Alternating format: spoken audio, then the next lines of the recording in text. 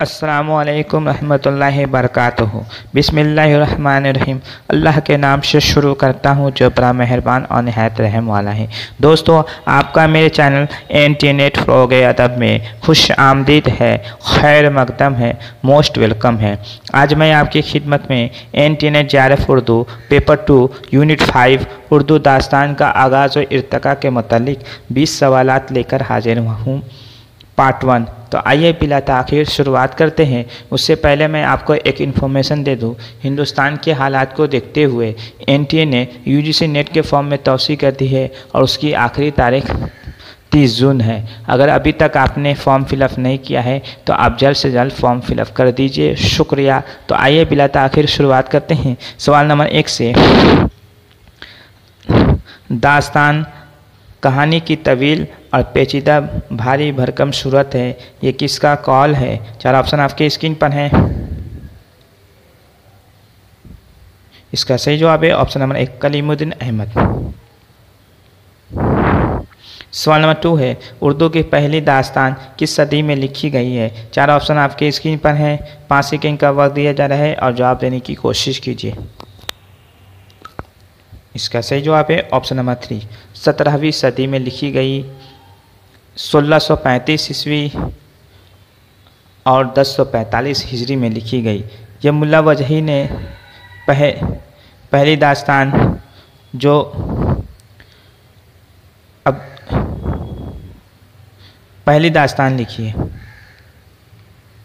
सवाल नंबर 3 है, शुमाली हिंद की पहली दास्तान कौन सी है? 4 ऑप्शन आपके स्क्रीन पर हैं। इसका सही जवाब है ऑप्शन नंबर 1 किस्सा महर अफरोज़ दिलबर। ये किस्सा महर अफरोज़ दिलबर ये शुमाली हिंद की पहली दास्तान है जो ईसवी खान बहादुर की तसनीफ़ है। सवाल नंबर 4 है, कौन सी दास्तान कहाँ लिखी गई? उसके मुतालिक दुरुस्त जोड़ की निशानदही कीजिए। 4 ऑप्शन आपके स्क्रीन पर हैं। इसका सही जवाब है ऑप्शन नंबर 2 सबरस। सबरस जो हैदराबाद में लिखी गई है। दुरुस्त जोड़ है बागो बहार, ये कलकत्ता में लिखी गई है। फसाने अजायब कानपुर में लिखी गई है। बोस्तान ख्याल ये दिल्ली में लिखी गई है। सवाल नंबर 5 है, जेल में से कौन सी दास्तान तबाजात नहीं है? 4 ऑप्शन आपके स्क्रीन पर हैं।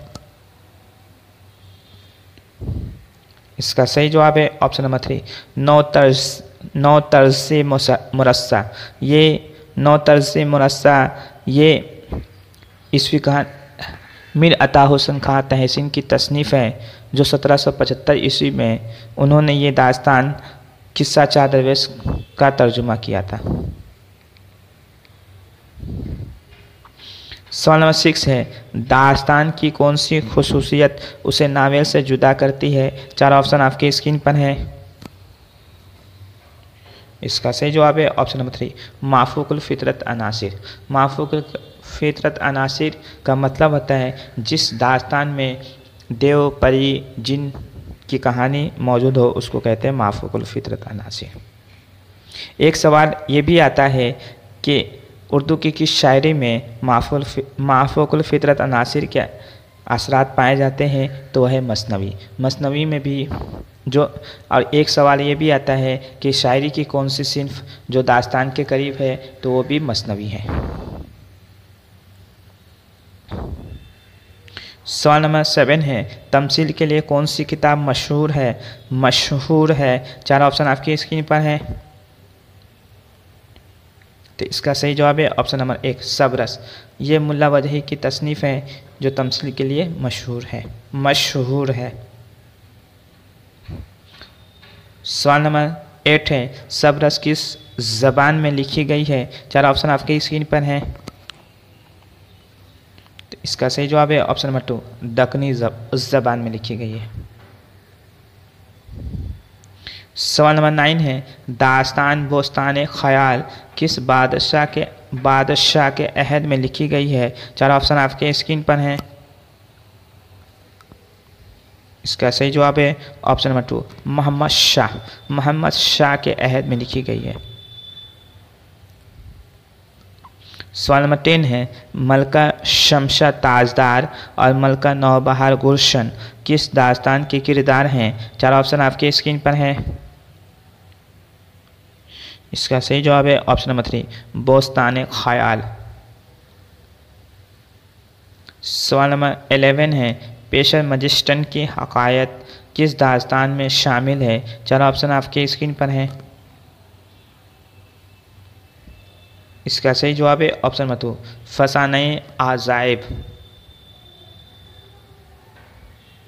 सवाल नंबर 12 है बागो बहार में पहला दरवेश किसका बेटा है? 4 ऑप्शन आपके स्क्रीन पर हैं। इसका सही जवाब है ऑप्शन नंबर 3 ख्वाजा अहमद का। ख्वाजा अहमद इल्तिजार का ये बेटा है।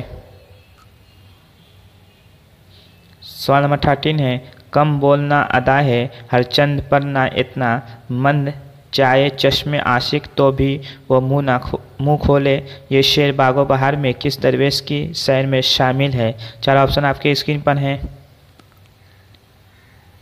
इसका सही जवाब है ऑप्शन नंबर 3 तीसरा दरवेश। सवाल नंबर 14 है फजली की करबल कथा मुरत्तबा मालिक राम और मुख्तारुद्दीन अहमद में कुल कितनी मजलिसें हैं? 4 ऑप्शन आपके स्क्रीन पर हैं। इसका सही जवाब है ऑप्शन नंबर 2 12 मजलिसें हैं। सवाल नंबर 15 है बागो बहार में किस्से का आगाज़ किस मुल्क के बादशाह के जिक्र से होता है? 4 ऑप्शन आपके स्क्रीन पर है। इसका सही जवाब है ऑप्शन नंबर 1 रोम के बादशाह के। सवाल नंबर 16 है रानी केत की कहानी में जगत प्रकाश के गुरु महेंद्र गर्ग कहाँ रहते हैं? 4 ऑप्शन आपके स्क्रीन पर हैं। इसका सही जवाब है ऑप्शन नंबर 3 पहाड़ कैलाश पहाड़ पर रहते हैं। सवाल नंबर 17 है वीरेंद्र प्रताप और मनोहर लाल किस दास्तान के किरदार हैं? 4 ऑप्शन आपके स्क्रीन पर हैं। इसका सही जवाब है ऑप्शन नंबर 2 रानी केतकी की कहानी में। ये इंसा अल्लाह खां इंसा की तसनीफ़ है जो 1803 ईस्वी में लिखी गई। सवाल नंबर 18 है यूसुफ नाम का किरदार बागो बहार के किस दरवेश के किस्से में शामिल है? 4 ऑप्शन आपके स्क्रीन पर हैं। इसका सही जवाब है ऑप्शन नंबर 1 पहले दरवेश। सवाल नंबर 19 है दर्ज झेल में से कौन सी दास्तान संस्कृत अरबी और फारसी के बगैर लिखी गई है? 4 ऑप्शन आपके स्क्रीन पर हैं।